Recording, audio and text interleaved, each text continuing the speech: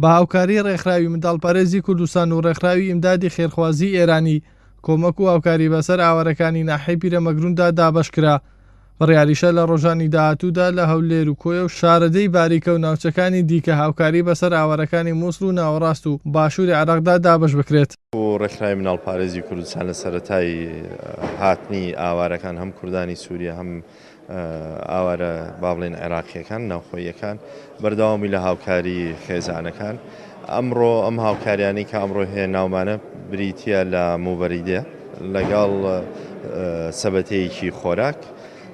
ئەمە بۆ ئاوارانەیە کە لە ناحیەی پیرەمەگرون نیشتەجێن. دیارە یەکێک لەو کێشانەیە زۆربەی ڕێکخراوەکان تەنها چنە کەمپە گەورەکان چونکە دابەشکردن و دۆزینەوەی ئاوارەکان ئاسانترە، بەڵام ئەمە پێمان خۆش بۆ هەموو ئاوارەکان بە شێوە بە چاوێکی یەکسان تەماشا بکرێن و دابەش بکرێن. هاوکاریەکان لەلایەن ڕێکخراوی خێرخوازی ئیمدادی و مانگی سووری ئێرانیەوە دابین کرابوون بۆ ئاوارەکانی ناحیەی پیرەمەگرون کە پێگاتمون لە خۆراک و ئەمێری ساردکەرەوە. بسم الله الرحمن الرحیم.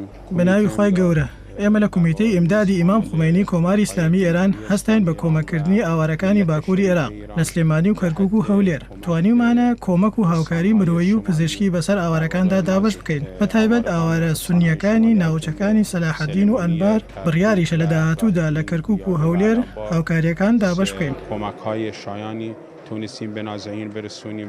جیاواز لە شار و ناوچەکانی دیکە ئاوارەکانی ناحیەی پیرەمەگرون کە نیشتەجێکردنیان بۆ دابین نەکراوە و لە ناو گەڕەکانی ناحیەکەشدا ماونەتەوە، وەک خۆشیان دەڵێن ناتوانن پارەی کرێخان و دابین بکەن و گلەیی ئەوەش دەکەن بەشێک لە ڕێکخراوەکان جیاوازی دەکەن لە دابەشکردنی هاوکاریەکان بەسەر ئاوارەکاندا.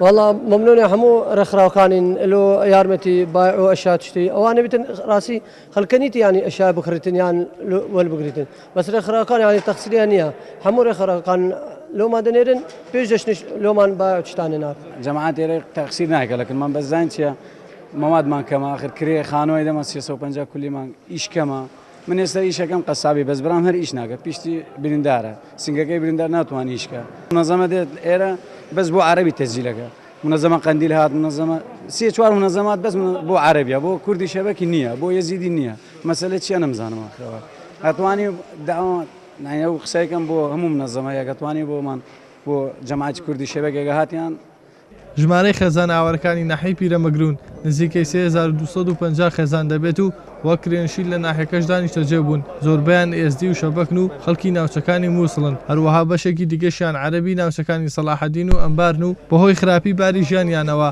داوای هاوکاری زیاتر لە ڕێکخراوەکان دەکەن، بەتایبەتی خۆراک و ئامێری ساردکەرەوە. ئیحسان سابیر، کەناڵی ئاسمانی پەیام، ناحیەی پیرەمەگرون.